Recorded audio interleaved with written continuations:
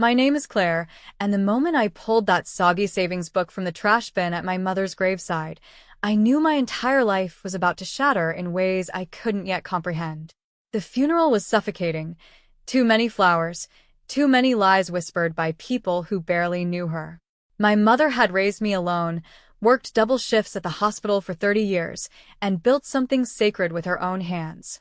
That savings book represented every sacrifice, every missed birthday, every time she'd chosen my future over her own.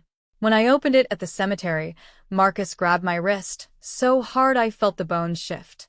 "Bury that piece of paper with it," he hissed, his face twisted in a rage I'd never seen before.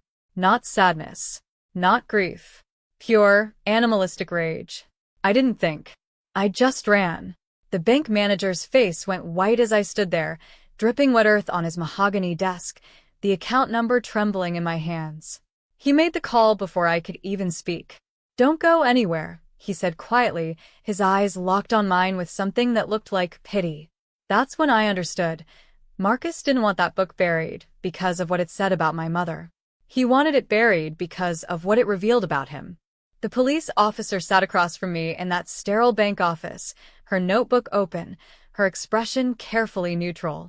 Officer Rivera, her nameplate read. She'd seen this before. I could tell by the way she didn't flinch when the bank manager whispered something in her ear. "Your husband has been accessing this account," she said, sliding a printed statement toward me. The numbers made my stomach collapse. $47,000. Gone in 8 months. My hands shook as I traced the withdrawals. Regular deposits, my mother's pension, her modest investments, systematically drained to zero. Marcus's signature on the POA documents. Documents I'd never seen. Documents my mother, in her final months of illness, must have signed in a fog of medication and trust. "He told me she wanted to help with our mortgage," I whispered. Officer Rivera's jaw tightened. "She's been deceased for 3 days, and he's made 2 more attempts to withdraw from the account this week." The bank flagged it as suspicious activity. The room tilted. My mother had died protecting me from something I was too blind to see. She'd gone to her grave knowing what he was doing and said nothing, probably to spare me the choice between my marriage and the truth. "There's more," Rivera said, sliding another document across the desk. My blood turned to ice. There were other accounts, other names, other women's retirement funds, traced back years. The detective's office smelled like stale coffee and desperation. Detective Holloway, a woman with silver streaking her dark hair, had spent the last 6 hours building a timeline that rewrote every memory I thought I owned. Marcus wasn't just a thief. He was a predator with a system. He targeted vulnerable women, elderly, isolated, recently widowed. He'd volunteer at senior centers, offer handyman services, build trust over months. Then he'd position himself as a financial advisor, convince them he could help manage their estates, and drain them dry. My mother had been number 7. "We have 4 confirmed victims willing to press charges," Holloway said, her fingers drumming against a thick folder.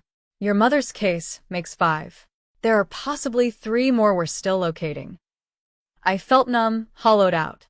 Every date night when he said he was working late. Every business trip. Every tender moment. Had it all been performance? Was there anything real? Or had I married a man who simply hadn't targeted me yet? "Where is he now?" I asked. "We're bringing him in for questioning within the hour." "He doesn't know we know yet." My phone buzzed. A text from Marcus. "Baby, where are you? I'm worried sick. Come home." The casual cruelty of it, the calculated concern, the possessiveness disguised as love, made something crystallize inside me. He wasn't panicking about being caught. He was panicking about losing control of me. Holloway leaned forward. "We need your full cooperation." "Can you do that?" I nodded, but my mind was already 3 steps ahead, planning something she couldn't possibly understand. The wiretap was installed on our home phone within 48 hours. Detective Holloway positioned me as the bait. I was supposed to act normal, go home, play the confused wife until they had enough recorded evidence to make the charges stick. But normal is impossible when you're living with a monster who's finally realized you know. Marcus came home that evening with flowers. Expensive ones, the kind he never bought me. His smile was perfect, practiced, the same smile he'd used on my mother in her final weeks. He kissed my forehead like I was something precious he needed to keep contained. "Terrible day," he said, pouring wine with steady hands. "The police came to the office. Some ridiculous misunderstanding about your mother's account." I explained everything. How she wanted to gift us money, how the paperwork must have gotten confused. I watched him lie with such ease that I understood. He'd been lying longer than we'd been married. The man I thought I knew had never existed. I'd married a stranger wearing a human suit. "They believe you?" I asked carefully. "Of course. It's all documented. Your mother signed everything voluntarily." He touched my face. "I would never do anything to hurt you, Claire. You know that." The tenderness in his voice made my skin crawl. I realized then that the worst part wasn't the theft or the betrayal. It was that he genuinely believed his own performance. He thought he was the hero of the story, a man protecting his interests, managing resources, doing what needed to be done. That night, I heard him on the phone in his office, voice low. "We need to move the timeline up. She's asking questions." The recordings changed everything. Detective Holloway played them for me in her car, parked 3 blocks from our house, so Marcus wouldn't see us together. My hands went numb listening to his voice plotting what came next. He was planning to have me committed. "She's becoming unstable," he told someone on the phone, his lawyer, I'd later learn. "Paranoid, obsessing over her mother's death, making accusations." I've documented everything. The emotional spiral, the irrational behavior. A psychiatrist I know will sign off on it. Once she's institutionalized, I control everything, her assets, her mother's estate, all of it. My mother's voice echoed in my memory. "Trust your instincts, Claire. The ones you ignore are the ones that haunt you." I'd ignored every instinct that screamed about Marcus. Every time he'd isolated me from friends. Every time he'd controlled the finances. Every time he'd made me question my own perception of reality. I'd called it love. I'd called it partnership. "We have enough," Holloway said quietly. "But we need you to do one more thing." She pulled out a document. It was a financial power of attorney, nearly identical to the one my mother had signed. Pre-filled with my name. Waiting for Marcus's signature. "He's going to ask you to sign this tonight," Holloway said. "Let him think you will. We'll be listening." My heart hammered against my ribs. And then we arrest him the moment he realizes what he's done. But as I stepped out of that car and walked back toward my house, toward the man waiting inside with flowers and lies, I understood something Holloway didn't. I wasn't going to let the system decide his fate. I signed the document with a smile that felt like breaking glass. Marcus's face lit up with something that wasn't quite relief. It was satisfaction. The satisfaction of a predator who'd successfully cornered his prey. He poured champagne, pulled me close, whispered promises about our future while his hand trembled slightly as he notarized my signature. "You trust me," he said. It wasn't a question. "Completely." I lied, and the word tasted like poison. That night, after he fell asleep, I went to his office and found the psychiatrist's letter already drafted. Dr. Morrison, his colleague from college. The evaluation was already written, symptoms already documented, commitment papers already prepared. All they needed was my signature on the POA, and I'd be erased, a hysteric, an unreliable narrator of my own life. My mother had been right about one thing. The people who love you don't erase you. They don't steal from your grave while you're still warm in it. I made copies of everything. The financial records, the doctored psychiatric assessments, the recorded phone calls. I sent them to 7 news outlets, the state medical board, and the FBI's white-collar crime division.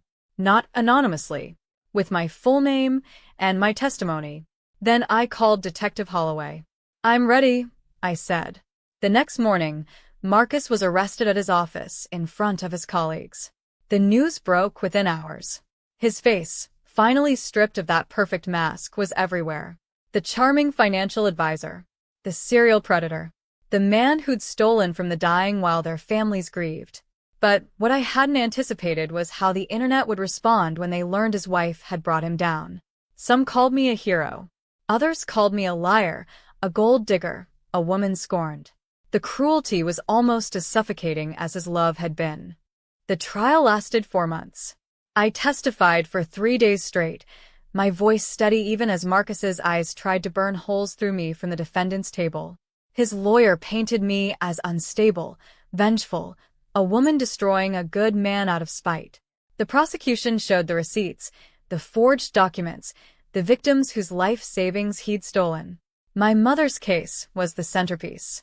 The jury wept when they saw her medical records, the cognitive decline from her cancer medication, the vulnerability Marcus had exploited with surgical precision. He'd visited her in the hospital, brought her soup, helped her organize her finances, while she was barely coherent from morphine. The verdict came on a Thursday, guilty on 12 counts of fraud, elder abuse, and attempted fraud against me.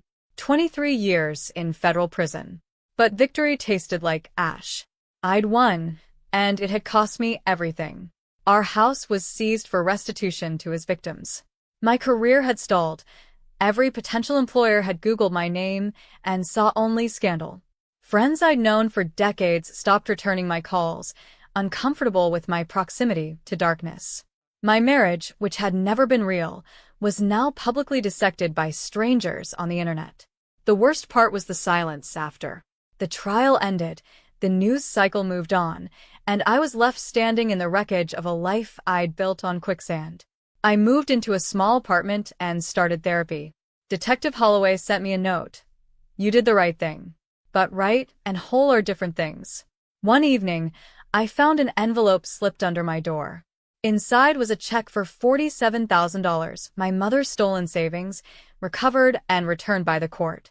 Attached was a handwritten note in my mother's shaky handwriting, dated weeks before she died. "I know what he's doing. I'm letting him, because I needed you to see him clearly. I love you enough to be the cost of your freedom." I held that letter for so long the paper nearly dissolved in my hands. My mother had known. She'd walked into that final darkness with her eyes open, letting him steal from her grave so I'd have no choice but to see the truth. She'd sacrificed her legacy, so I'd reclaim my life. That wasn't weakness. That was the fiercest love I'd ever known. I used the $47,000 to start over. Not in the way Marcus would have wanted, not lavishly, not performatively. I used it to build something small and honest. I became a victim advocate, helping other women recognize the patterns I'd missed. The isolation, the financial control, the gaslighting disguised as devotion. Marcus wrote letters from prison, begging forgiveness, claiming he'd changed. I never opened them. Forgiveness wasn't mine to give. It belonged to his victims, and most of them wanted nothing to do with redemption narratives. 2 years later, I received news that one of his earlier victims, a woman named Dorothy, had passed away peacefully in her sleep, surrounded by family he'd nearly destroyed. Her daughter called to thank me. "She spent her final months with dignity, because of you," she said. "Because you refused to let him win." I visited my mother's grave for the first time since the funeral. The headstone read her name, her dates, and beneath it, "She loved fiercely and trusted wisely." I finally understood. She hadn't trusted Marcus. She'd trusted me. She'd trusted that when pushed to the edge, I'd choose truth over comfort, justice over peace. Standing there, I felt the weight lift. Not entirely, never entirely, but enough to breathe. I was no longer the woman who'd pulled a soggy savings book from a trash bin at her mother's funeral. I was the woman who'd transformed that moment into purpose. I was the woman who'd won.